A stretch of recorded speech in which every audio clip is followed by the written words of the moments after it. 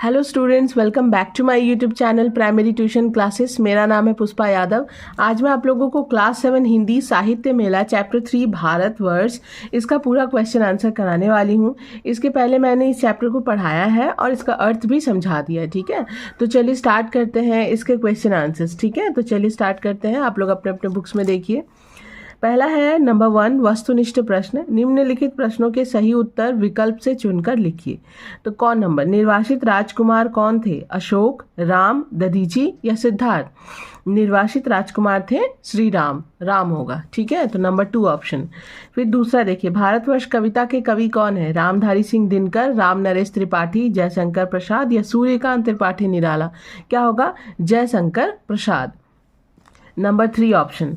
गौ नंबर में देखिए, रत्नाकर का शाब्दिक अर्थ है रत्न में आकर, सागर, नदी या रत्न का आकार? इसका सही ऑप्शन होगा नंबर 2 सागर। ठीक है, रत्नाकर का शाब्दिक अर्थ क्या होता है? सागर। नेक्स्ट है, दधीची कौन थे? एक राजा, बौद्ध भिक्षु, एक ऋषि या एक भिखारी? तो हम लोगों ने पढ़ाई है कि दधीची जो थे वो एक महर्षि थे, एक ऋषि थे। ठीक है, तो एक ऋषि, नंबर 3 ऑप्शन। पहला होगा राम, दूसरा होगा जयशंकर प्रसाद, तीसरा का होगा सागर और चौथा का होगा एक ऋषि। यहाँ पे देखिए, यहाँ गौ के बाद घ होना चाहिए, ख लिखा हुआ। ठीक है, तो ये हो गया हमारा वस्तुनिष्ठ प्रश्न कंप्लीट। अब हम लोग आते हैं लघु उत्तरीय प्रश्न। दधीची ने क्या दान किया था तथा क्यों? दधीची ने क्या दान किया था तथा क्यों? तो चलिए इसका आंसर मैं आप लोगों को, मैंने कॉपी में लिखा हुआ, मैं आप लोगों को बताती हूँ। ठीक है, तो ध्यान से देखिएगा आप लोग। ये रहा आंसर, ये है, देखिए। तो दधीची ने, यहाँ पे ध्यान से देखिए, दधीची ने अपने शरीर की हड्डियों का दान किया था जिससे वज्र बनाया गया और उस वज्र से वृतासुर का वध कर धरतीलोक और देवलोक को बचाया गया। मैं एक बार और बोल देती हूँ, दधीची ने अपने शरीर की हड्डियों का दान किया था जिससे वज्र बनाया गया और उस वज्र से वृतासुर का वध कर धरतीलोक और देवलोक को बचाया गया। ठीक है, ये नंबर का हो गया। ख नंबर में देखिए, बौद्ध भिक्षु बनकर घूमने वाले राजा कौन थे? इसका कारण क्या था? इसका आंसर होगा, बौद्ध भिक्षु बनकर घूमने वाले राजा अशोक थे। बौद्ध भिक्षु बनकर घूमने वाले राजा अशोक थे। इसके पीछे उनका मूल उद्देश्य विश्व में दया, अहिंसा और प्रेम का प्रसार करना था। ठीक है, मैं एक बार और आप लोग को बताती हूँ। बौद्ध भिक्षु बनकर घूमने वाले राजा अशोक थे। इसके पीछे उनका मूल उद्देश्य विश्व में दया, अहिंसा और प्रेम का प्रसार करना था। ठीक है, गौ नंबर में देखिए, निर्वासित राजा के प्रसिद्धि का क्या कारण है? ये देखिए गौ नंबर में, निर्वासित राजा के प्रसिद्धि का क्या कारण है? इसका आंसर होगा, यहाँ पे देखिए, निर्वासित राजा राम को कहा गया है। ठीक है, निर्वासित राजा कौन थे? निर्वासित राजा राम को कहा गया है।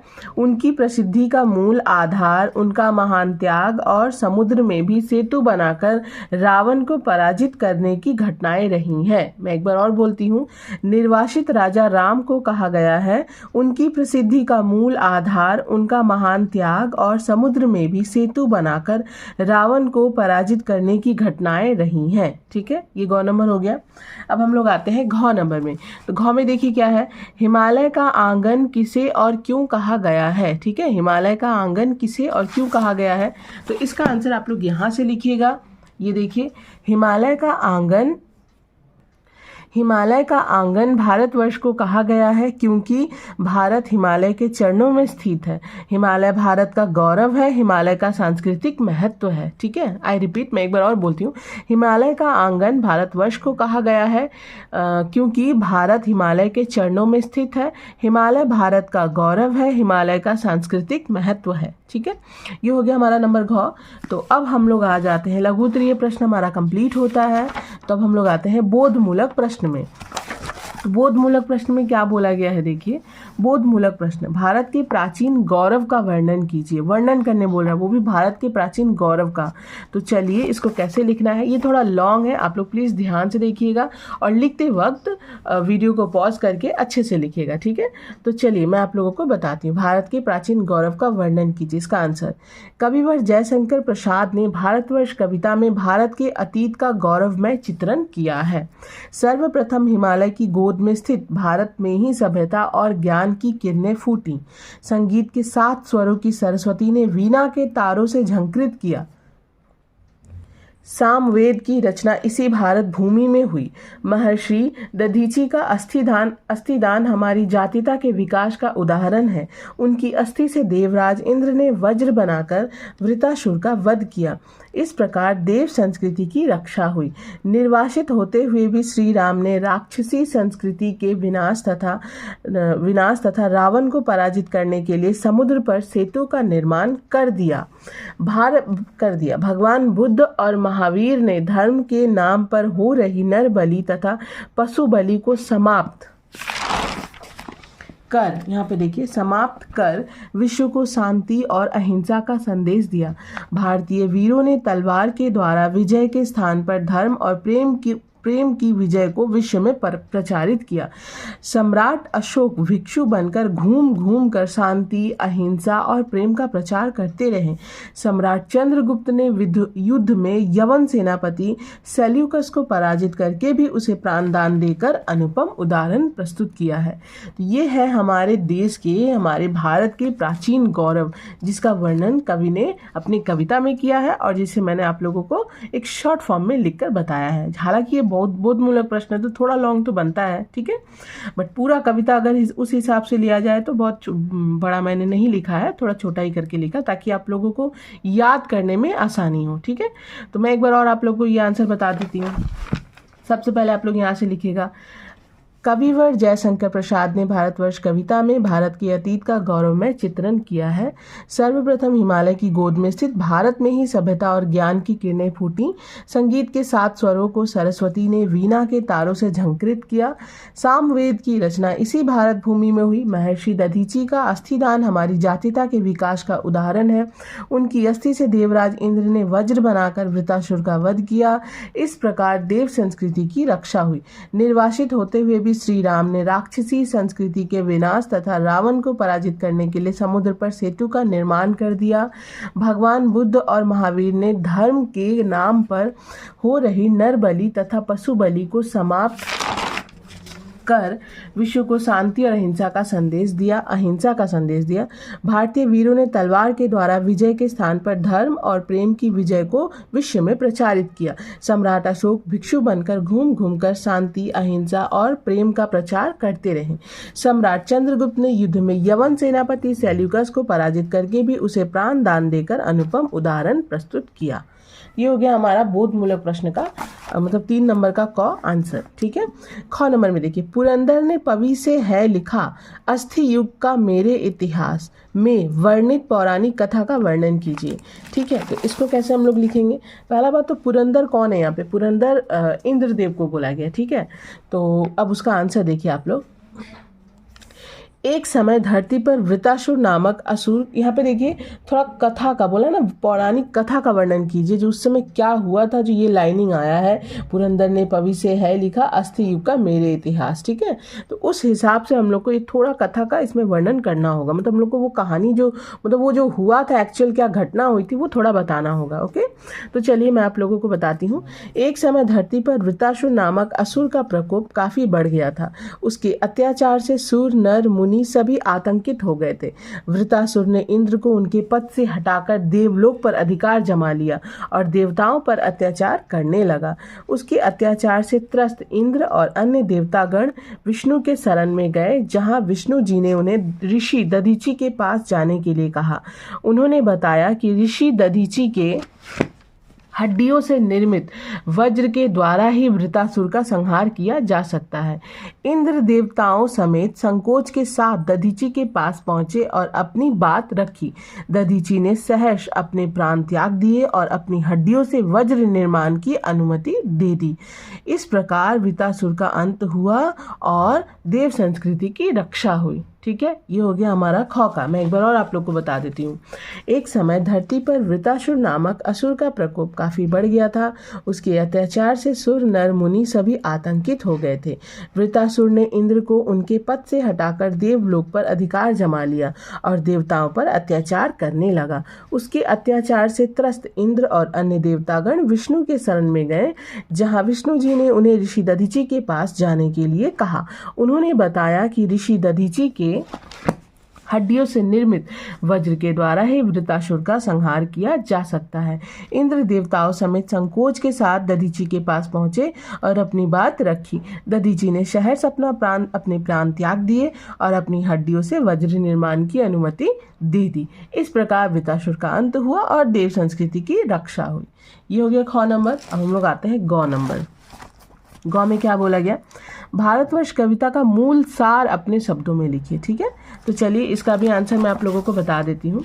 इसका आंसर देखिए, जयशंकर प्रसाद की कविता भारतवर्ष में भारत की महानता, संस्कृति और आध्यात्मिक विरासत का वर्णन किया गया है।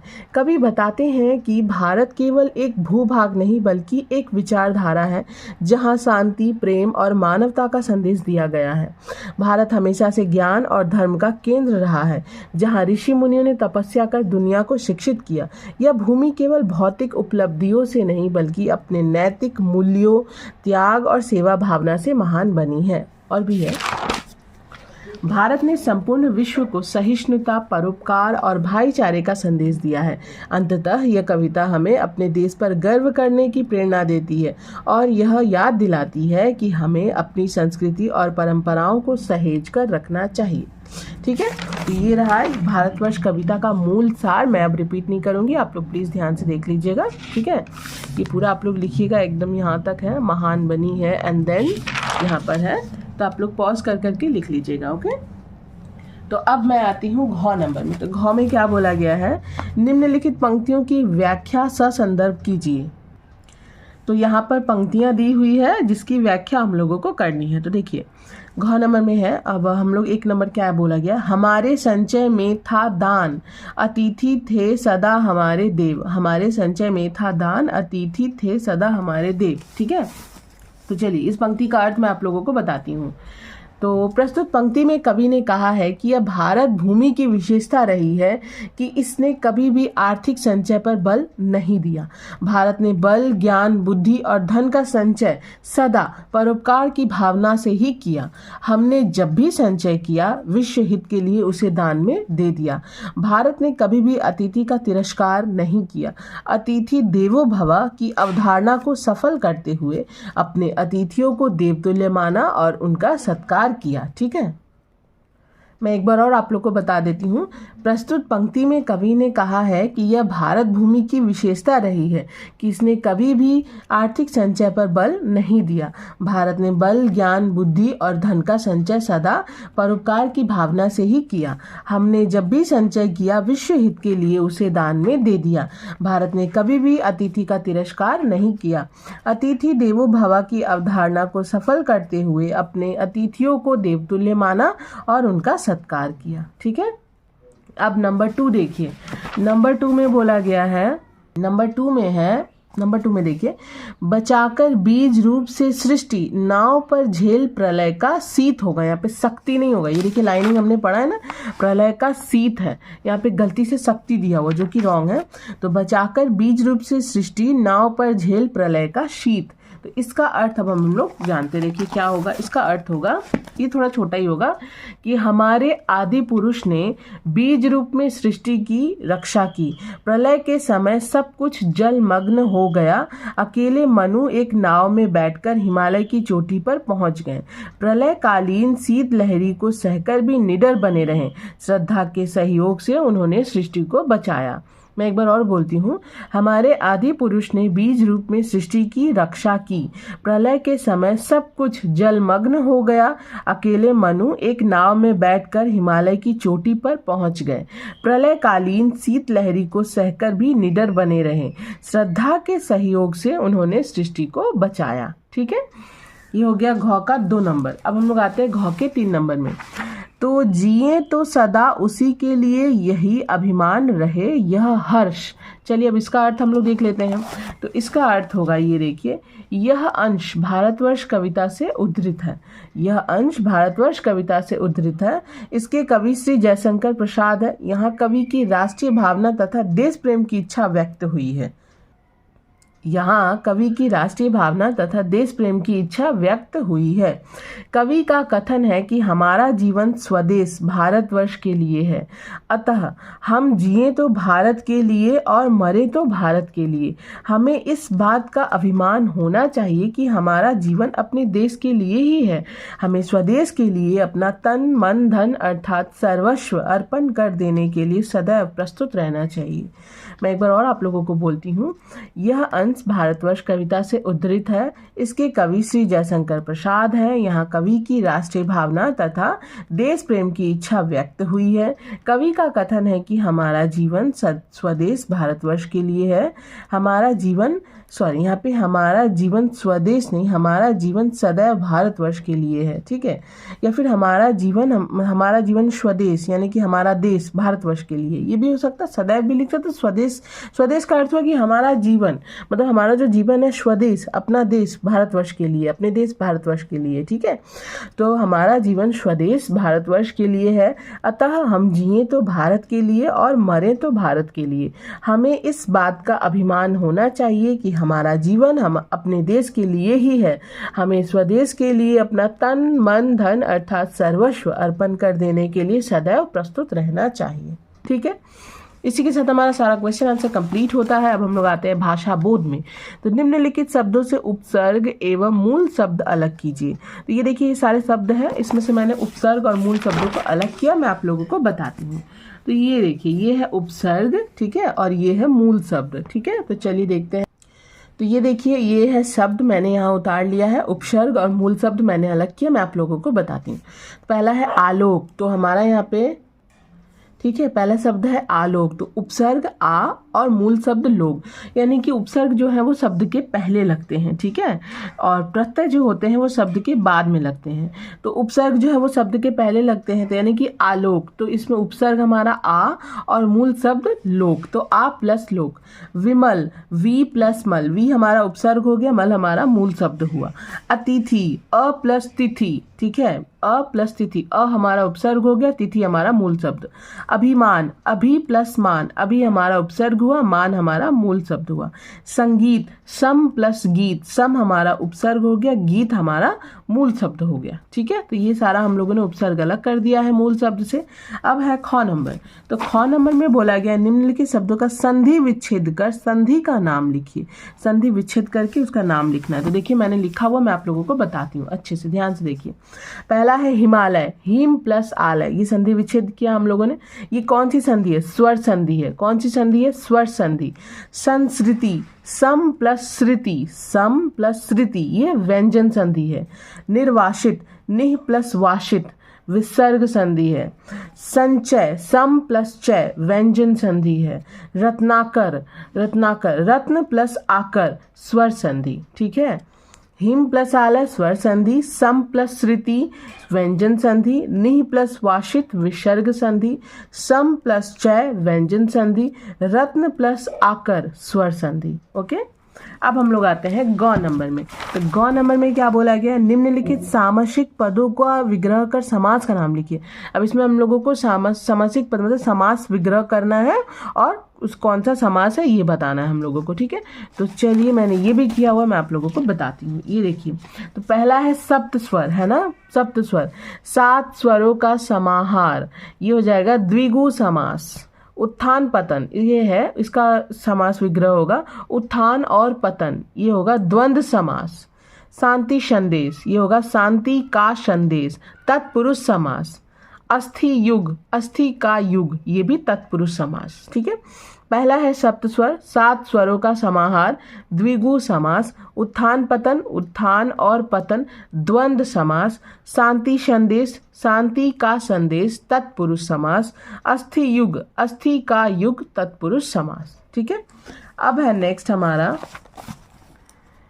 पाठ से इत, ता, यों, ई, आ प्रत्ययों से बने शब्दों को चुनकर लिखिए, ठीक है। तो ये भी मैंने किया हुआ, पाठ में है जो वर्ड्स, तो मैं उसको मतलब प्रत्यय है, यानी कि प्रत्यय शब्द के बाद में लगकर उनके अर्थ को बदल देते हैं। तो पहला है इत, इत से बुक से मैंने लिखा, यानी कि जो कविता है उससे निर्वासित, ठीक है, ये रेफ है, ये निर्वासित, इसमें लास्ट में इत जुड़ा हुआ है। ता जातीयता नम्रता, यो जातियों, ठीक है, ई हमी वही, आ ओनली लिखा मैंने लिखा, ठीक है, बस इतना ही।